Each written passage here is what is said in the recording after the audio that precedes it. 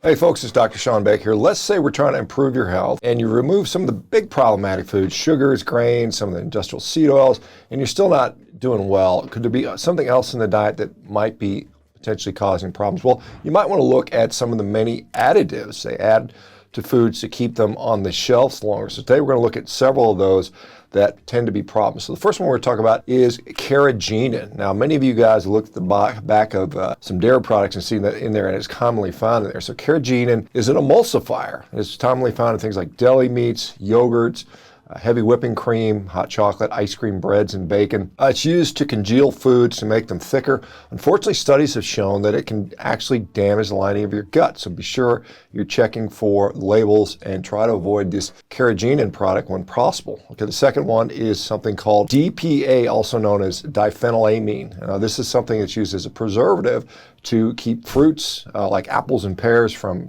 turning brown. So after harvesting, many apples and other fruits are dipped into a DPA solution. This is often used pre-harvest, also sometimes as a pesticide. According to this 2021 study in The Lancet, DPA was classified as possibly as a human carcinogen. So that obviously is potentially a problem here. Now the third one we will look at is something called BHA, or butylated hydroxyanisole.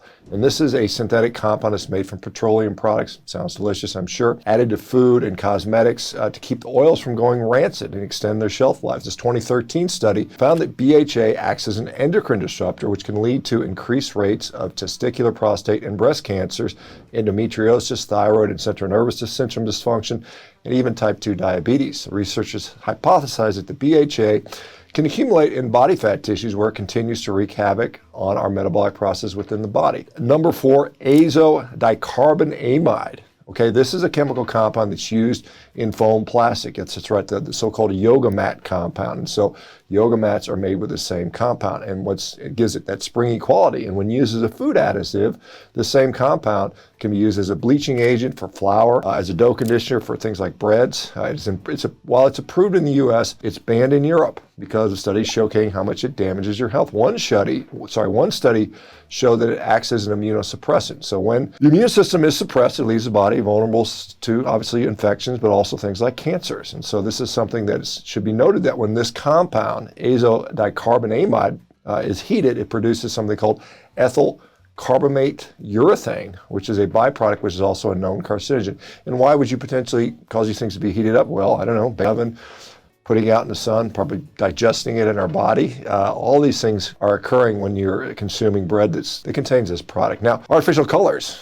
These things are in so many different products, and so artificial colors are there to, again, they're usually made out of petroleum products, are there to change the colors. We now have blue food and green food and purple food and all these brightly colored cereals and things like that. Well, the artificial colors are often used for that. And so the FDA has approved 7 different artificial colors for food and beverages: blue 1 and 2, green 3, red 3 and 40, and yellow number 5 and 6. These can be found in everything from energy drinks to gummy bears to ice cream. Another artificial color, citrus red number 2, is approved for the use of ripe oranges in hot dog casings. Interesting. What's interesting that these artificial colors are another additives that are banned for children throughout Europe. Again, legal in the U.S., but banned in a lot of these countries.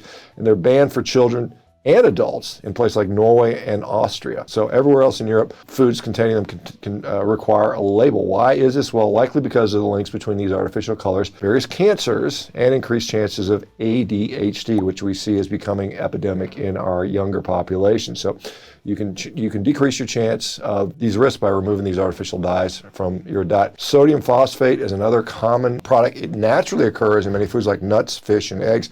But sodium phosphate is easily used and cleared by the body. However, sodium phosphate that is manufactured as a food additive and used as a thickening agent in things like soups, beverages, tenderizing and curing agents in meats, leavening agents in baked goods, and as an emulsifier in products like processed cheese. Perhaps you've noticed it even in your Diet Coke or your American cheese.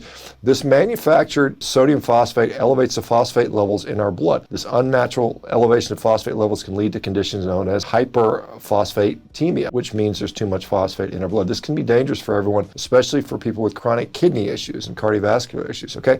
Another one that's really common is something called MSG. Now, despite the fact that Uncle Roger loves this one, MSG, or monosodium glutamate. It's naturally found in many foods like shiitake mushrooms, anchovies, oysters, clams, scallops, and sardines. These are natural sources of MSG, generally considered safe. However, when it's been concentrated, used as a flavor enhancer, it can potentially be problematic. And so processed MSG is made from fermenting starch from sugar cane, sugar beets, tapioca, or molasses, and then companies extract the concentrate, the L-glutamate, from these starches. This highly concentrated source of MSG is known to induce reactions like headaches, migraine, skin rashes, dizziness, nausea, rapid irregular heartbeats in many people. People can be sensitive to this stuff. This 2008 paper published in the Journal of Autoimmunity found that mice fed MSG showed signs of chronic liver inflammation and developed NASH, non-alcoholic steatohepatitis, a type of fatty liver disease characterized by inflammation and fat accumulation within the liver. All right, so we've made some tremendous advances in food availability around the world. Modern transportation, refrigeration has allowed us to eat a much wider range of foods than we ever could in the past, and